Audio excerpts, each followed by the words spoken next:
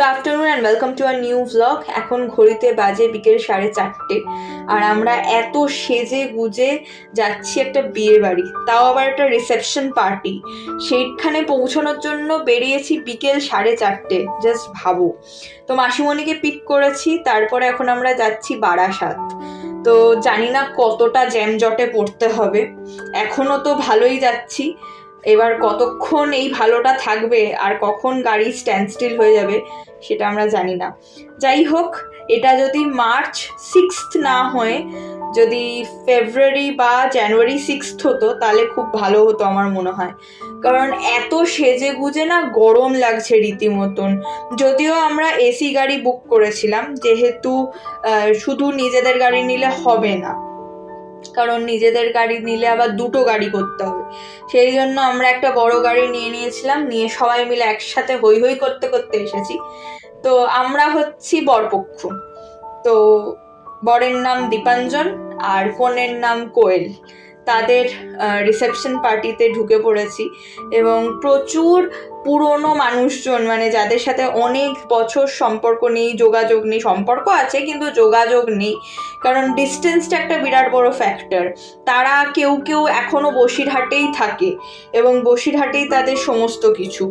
আবার কেউ কেউ থাকে বিরাটি, কেউ কেউ থাকে বারাসাত। তো বুঝতেই পারছো যে প্রত্যেক দিন বা খুব রেগুলারলি যোগাযোগ রাখাটা হয়ে ওঠে না। সেই জন্য এত ভালো লাগে, মানে এইরকম বিয়ে বাড়ি বা কোনো অনুষ্ঠান বাড়িতে এলেই মনটা খুশি হয়ে যায় এই কারণে যে এত পুরনো মানুষজন, ছোটবেলার গল্প সমস্ত কিছু শোনা হয়। এবং বিশেষ করে মায়েদের ছোটবেলার গল্প, যেখানে হয়তো মা বলল যে জানিস তো তুই ছোটবেলায় এরকম করতিস, আমিও কিন্তু করতাম এক সময়। তো সেই গল্পগুলো শুনতে সত্যি ভালো লাগে। বাট আমি আর বাবা দেখলাম যে অধিকাংশ লোকজনকে চিনতে পারছি না। হ্যাঁ, মানে আমরাও দেখেছি কিনা সন্দেহ আছে, কিন্তু মায়েদের খুব ক্লোজ। তো সেই কারণে আমি আর বাবা চলে এসেছি আমাদের ফেভারিট জায়গায়, সেটা হচ্ছে খাওয়া দাওয়ার ব্যাপারে। বাবা খুব মেপে খায়, কিন্তু মানে ভালোবাসে। খাবো একটু গুছিয়ে খাবো, কিন্তু খুব মেপে। বেশ 2-3 রকমের পদ খাবো, কিন্তু খুব অল্প অল্প, এরকম আর কি ব্যাপারটা। তো প্রথমে নিয়ে নিয়েছি ভেজিটেবল চপ, আর তার সাথে রয়েছে ভাপা আলু। এটা আমার খুব অবাক করা একটা বিষয় আমার কাছে, কারণ ভাপা আলু বলে কোনো স্টার্টার আমি আজ পর্যন্ত খাইনি। তো ভেজ স্টার্টারে ওটা দেখলাম, দেখে একটুখানি খেয়েছি। খেয়ে ঠিক মনে হলো যেরকম আলু পোস্ত হয়, একদম শুকনো শুকনো করে যদি আলু পোস্ত করো যেরকম হবে, ঠিক সেই জিনিসটা। আর ননভেজের কাউন্টারে বেশ সুন্দর সুন্দর জিনিস রয়েছে। একটা হচ্ছে baby fish fry, junior fish fry, আর একটা হচ্ছে মুর্শিদাবাদি মুরগি ভাজা। তো দুটোই বেশ ভালো লাগলো।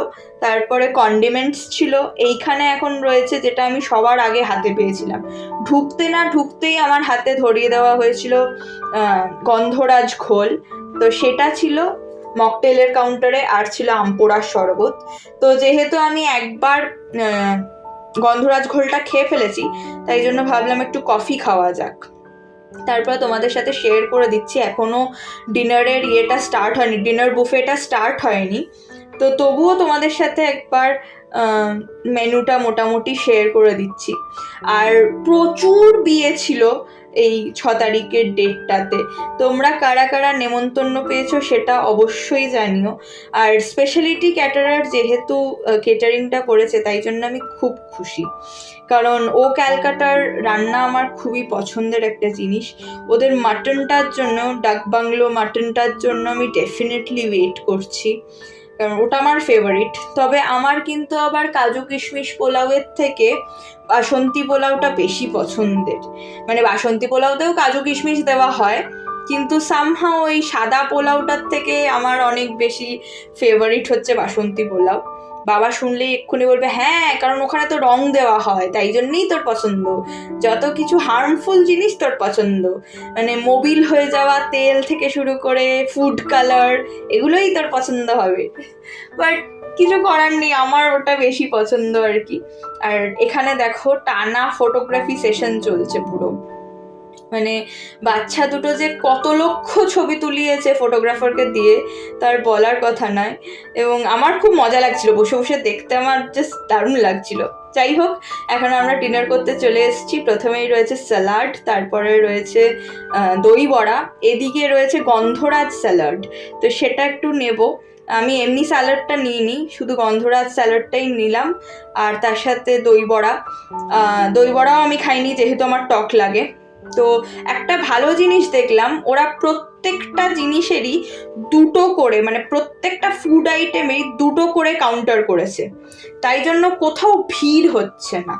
আর মেনুটা পজ করে দেখে নিতে পারো, আমি তোমাদের জন্য রাখলাম মেনুটা ভিডিওতে, যারা যারা দেখতে ইচ্ছুক তারা ডেফিনেটলি দেখে নিতে পারো। তোমাদের কোনো স্পেশাল দিনে তোমরা যদি ওদেরকে বুক করতে চাও সেটাও করতে পারো। আর আমি লুচি ছোলার ডাল খেতে ভীষণ ভালোবাসি, তাই জন্য আলুর দম স্কিপ করে আমি অবশ্যই ছোলার ডালে যাব। তো লুচি আর ছোলার ডাল নিয়ে নিয়েছি, এবারে নিচ্ছি একটু ছানার কালিয়া, এটাও আমার খুব পছন্দের, এবং ও ক্যালকাটায় আমি যতবার খেয়েছি আমি কিন্তু ছানার ডালনা খেয়েছি বেশ কয়েকবার, তো তাই জন্য ওটা আমার মানে আমি জানি টেস্টটা কিরম হয়, সেই কারণে আমি ছানার ডালনাও একটুখানি নিয়েছি। ছানার কালিয়া অবশ্য লিখেছে এখানে, তো ছানার কালিয়াও নিয়েছি। এবারে চলে এসেছি চিংড়ি মাছের কাউন্টারে, আর সাদা ভাত নিয়েছি।